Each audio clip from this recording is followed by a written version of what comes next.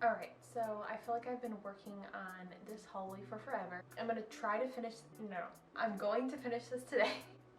It's like I start projects and then I just, life, and I procrastinate and everything, and then it just doesn't happen, which is not the greatest, but it's not that much. So what I have to do is still, obviously you can see this wall has nothing, this wall behind me has nothing. The walls on this side are done. So I'm gonna kind of take you through like my process and things like that and how I'm doing this DIY wall, because I really wanted to put a wallpaper on this wall, and the problem with putting a wallpaper on this wall is wallpaper, one, I live in a rental apartment and wallpaper is not seen as something you should put on your walls. But because of what the technology we have today, we have peel and stick wallpaper, which is awesome and amazing. However, if you're not doing a small wall or a small section, it can get very expensive. So I thought, like, this small space, you know, every single wall has a door, and I'm like, okay, that takes up like a lot of space, like, so there's not a lot of wall here, so I'm gonna be fine if I get a wallpaper. I found and I picked out a really nice pattern. Okay, so let me measure the whole space, and then I'm just gonna buy it. I measured these walls, which they're pretty tall, but I wasn't going all the way up because we have that, like, the kind of rail around it, so I was only going up to this like crown molding area. Tell me why it was like, it was between $200 and $300 to do. I was like, for like this much wall on every single wall, and I'm like, I can't do that. So I decided to do a DIY wall with contact paper, and so far I've had these two walls, or this section, done for maybe a month now, and it's doing really well. I mean, a little bit peels up here and there. You can hear that. I'm trying to push it all down, but a little bit peels up here and there, but it's not peeling off, it's not coming off, and I feel like something is coming off just a little bit. I would say add like the tiniest bit of super glue, because it won't really damage anything, it'll just hold it in place. It's fine. So yeah, let me take you into my process of like how I'm doing this and how I'm going about like doing this wall, and how I'm going to, and watch me like completely finish this wall now. All right, so I'm currently using two different finishes. I'm using this kind of like brownish tan color, and then I'm also using a green that I did for, if you haven't seen it yet, my DIY counter, like rolling counter, and I finished that in that green. So I'm also using that green to kind of put it in here to tie everything all together. So what I'm doing is I'm taking this roll and I'm just going to measure from one end, roughly. It doesn't have to be like super perfect or anything. One end to the other end. And then I'm just gonna mark it, right. Alright, so I'm just marking it. I'm just gonna end up cutting these pieces. So I'm gonna mark it on here, and then I'm gonna put it also on the green one and mark that. And then just keep cutting like those slices over and over again. And so let me do that. Alright, so I'm gonna be taking what I measured out. So I measured out here and here. And I'm gonna put, because I messed up on my last wall, this is the way we're going, because the last time I did this, I switched the sides and it was not long enough, so it didn't work out. So let's do that. I'm gonna cut this. And I'm just gonna cut like multiple rows of this so that I can put my design on there and just continue to do that over and over again, and then just apply it to the wall. So let me just keep doing it.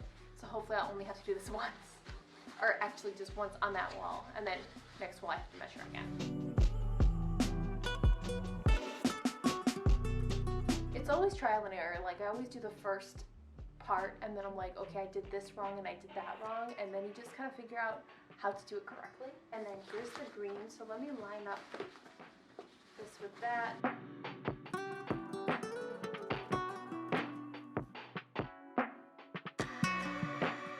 So what I have now is I have what I'm going off of, hold on, kind of going off of this picture right here, and just kind of drawing these like lines and these squiggles and whatnot, and then just, you know, freeforming it.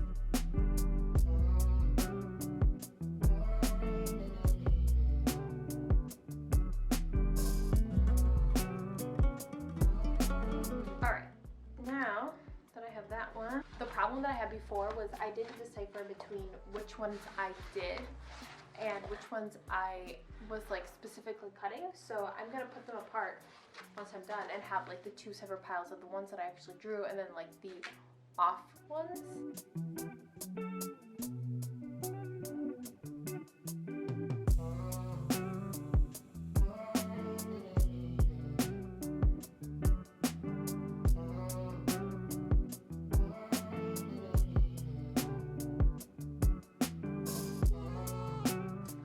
Super helpful is turning it around and looking at it, and any jagged parts or any parts that look kind of weird, just to trim around that again, just to make it more even and looking better.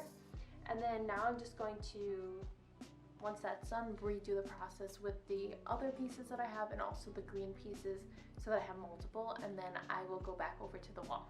Alright, so now that I cut out all of these different like pieces that I have here of the green and the like the tan brown, what I'm going to do is I'm going to put it on this wall, since that's the one I measured out, and I'm just going to kind of stagger it. So what I've been doing is I've been doing 3 of these and then 1 of this, and then just kind of picking pieces and putting it together to make like the whole wall. So let's start doing that.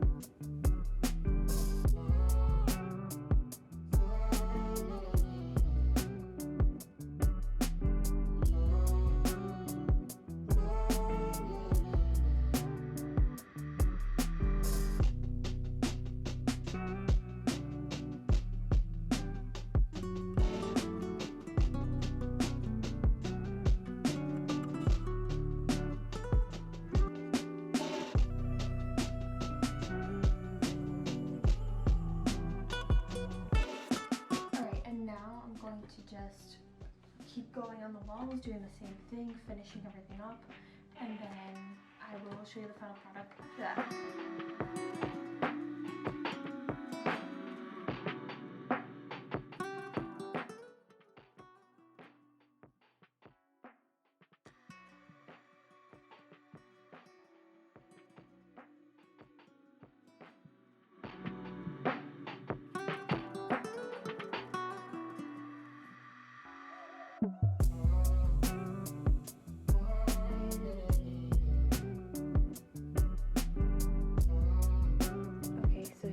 Currently the finished look.